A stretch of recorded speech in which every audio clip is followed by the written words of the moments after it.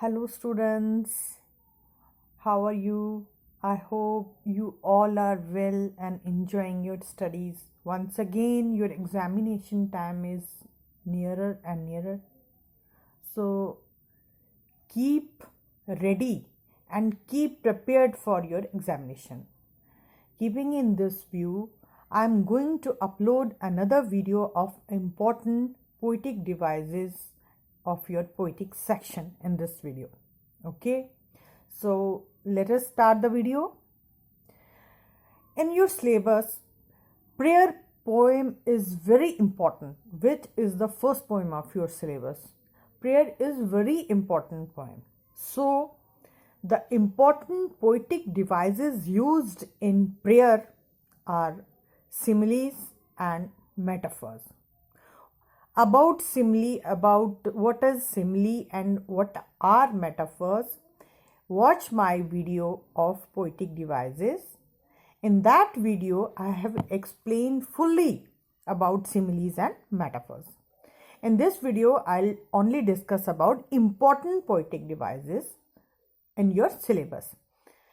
In prayer poem, prayer is very important poem because poetic devices are very important question of your syllabus. In poem prayer, there is a simile like dew. Like dew, how long shall I wait for the first flash of the sun? Is a simile. There is another simile used in prayer poem, that is, as the moth goes round the shining light in the west, so let me love the candle of the knowledge best, is another simile.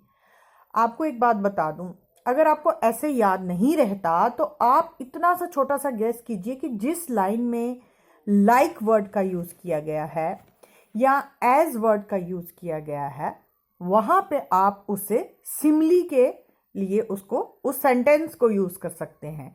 तो यहां पे like dew, how long shall I wait for the first flash of the sun. ठीक है ना, कि उसकी तरह due माने ओस की बूंद की तरह मैं कब तक सूरज की पहली किरण का इंतजार करूंगा. तो यहां पे ये जो दोनों सेंटेंस हैं ये सिमिलीज हैं. और जो मेटाफर्स यूज किए गए हैं इस प्रेयर में, that is you are my hope and trust, nectar of knowledge, and you brought me to bloom. These are metaphors. So in this way आपको क्या है कि इसमें प्रेयर पोएम में ये सिमिलीज और मेटाफर्स को याद रखना है, और ये बहुत ही very very very important poetic devices हैं. आप जरूर कीजिएगा इन्हें. ठीक है. उसके बाद there is another poem miracle. वहां पे देखिए, पहले तो आपको ये पता होना चाहिए कि आपके सिलेबस में पोएटिक डिवाइसेस है कौन कौन सी हैं.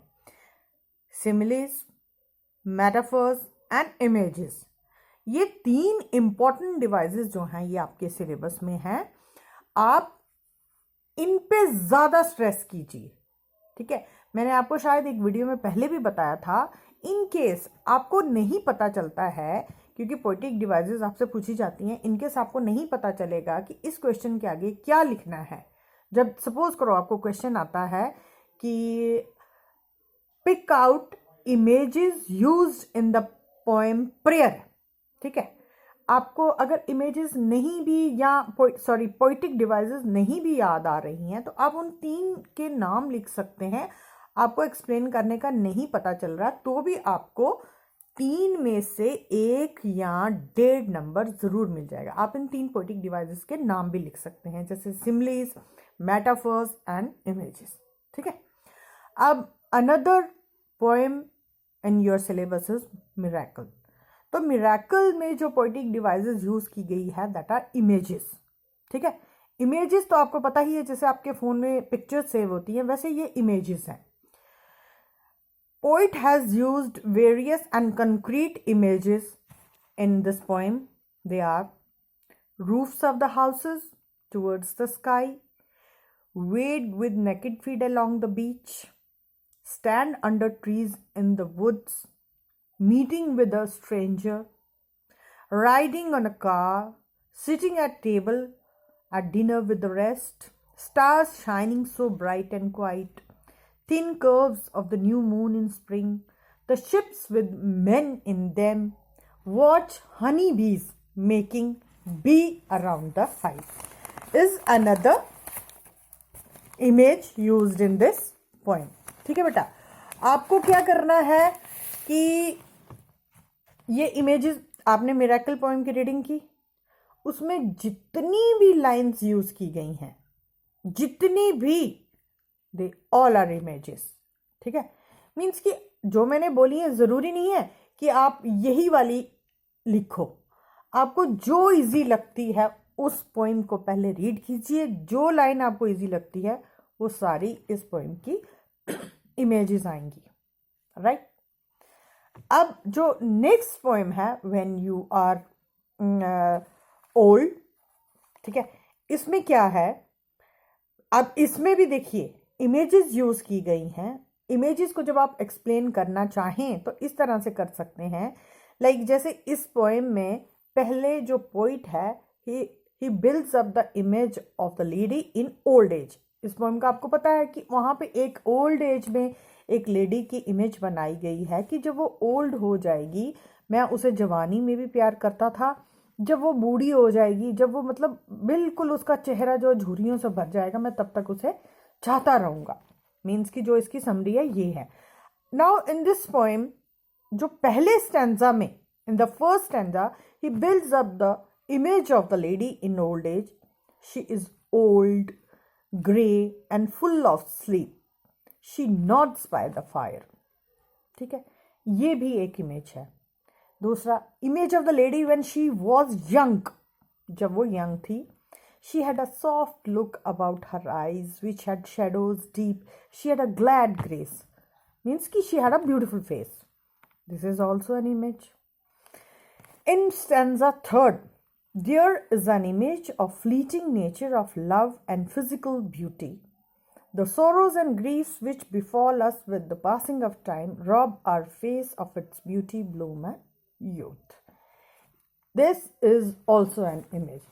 ठीक है, क्योंकि यहां पे ये बताया जा रहा है कि जब वो, उसके पास कुछ भी नहीं रहेगा, ना ब्यूटी ना उसका चेहरा, तो जब सब कुछ टाइम के साथ फेड अवे हो जाएगा, मैं तब भी उसे चाहता रहूँगा. तो इस तरह in this poem there are मतलब different type of images in this poem. Now our next poem is Speak Up. ठीक है, तो Speak Up poem, जैसा कि as the name suggests, is Speak Up, बोलो. कि किसके बारे में बोलने के लिए बोला गया है. ठीक है, यहाँ पे इस पोएम में जो पोइट एड्रेस कर रहा है, वो he is asking for common man, आम आदमी को बोला जा रहा है बोलने के लिए, to fight for their freedom, to struggle for their freedom for your country. कि अपनी देश की आज़ादी के लिए बोलो. मतलब the poet wants to give voice to voiceless, कि जो लोग नहीं बोल सकते हैं उनको वो बोलने के लिए कह रहा है. सो इस पोएम में जो यूज किया गया है, that are metaphors. ठीक है, अब यहाँ पे metaphors देखते हैं क्या है. metaphor is for your lips are not sealed. This is a metaphor. Before your body and mind fade away is another metaphor. Truth is not yet dead. This is also a metaphor. ये 3 लाइनें देखिए. आपको एक चीज याद रखनी है कि जो मेटाफर्स हैं वो आपको जो पोएम में यूज की गई लाइंस हैं उनको आप मेटाफोर के तौर पे इस्तेमाल कर सकते हैं. ठीक है, और यहाँ पे जो इमेजेस यूज की गई हैं इस पोएम में, वो ब्लैकस्मिथ की शॉप में से जो जो चीज़ों का यहाँ पे डिस्क्रिप्शन दिया गया है आपकी पोएम में, वो सभी क्या हैं, इमेजेस हैं. जैसा it's red oven, fires, flames, the paralogs are already opening their mouths, each factor is skirting around. ठीक है, तो ये क्या है, this is also an image. ठीक है, तो अभी आपको आप इस वीडियो में ये जो आपकी 4 पोएम्स हैं, मैंने उनके इम्पॉर्टेंट पोइटिक डिवाइसेस आपको बताए हैं। तो आपको फिर से एक बार बड़े ध्यान से इस बात को सुनिए कि जो इमेजेस हैं वो आपको पूरी की पूरी लाइन जैसी आपको उसमें दी गई है, किसमें, पोएम में, पूरी लाइन उसको वैसा ही उतारना है। इमेजेस के लिए भी, मेटाफर्स के लिए भी, सिमिलीज के लिए भी। और वो टिपिकल जो आप ऐसा कीजिए जहां आपको प्रॉब्लम आ रहा है, आप एक अलग से उसका एक अलग से एक क्वेश्चन का या एक ऐसा टेबल बनाइए जिसे आपको पोइटिक डिवाइसेस का सिमिलीज हैं, मेटाफर्स हैं या इमेजेस हैं, उसे अलग अलग, जैसे हम लोग अपना टाइम टेबल बनाते हैं ना कि ये टाइम हमें इंग्लिश के लिए यूज़ करना है, ये टाइम हमें साइंस के लिए करना है, दिस टू दिस टाइम हमें मैथ्स के लिए करना है। इसी तरह आप ऐसा एक टेबल रखिए जिसमें सिमिलीज रखिए, पोएम का नाम रखिए prayer, miracles, my mother eight 66 और व्हेन यू आर ओल्ड, या जो भी पोएम का आप पोइटिक डिवाइसेस याद कर रहे हैं उसका पूरा एक टेबल बना लीजिए। पोइटिक डिवाइसेस 3 पोइटिक डिवाइसेस हैं, मेटाफर, सिमिली, इमेजेस।